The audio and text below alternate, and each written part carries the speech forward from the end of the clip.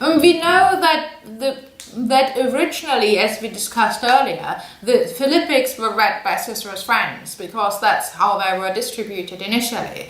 But quite soon they must have been available more widely because they are quoted about 100 years later at the end of the 1st century by other people. So by that point they must have been available.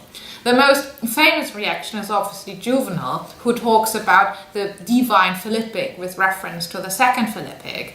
And another good source is Quintilian, Rome's first professional teacher of rhetoric at the end of the 1st century AD, who also quotes it a number of times. And in the same period, Pliny the Elder, who wrote a natural history, but in that work he also talks about intellectual achievements.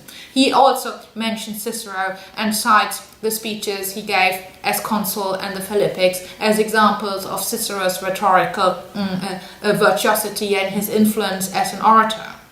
And then we have several quotations in Gellius in the 2nd century AD. He often just says the speeches against Antony. He doesn't use the term Philippics that Cicero coined, but he obviously read all of them and was aware of them.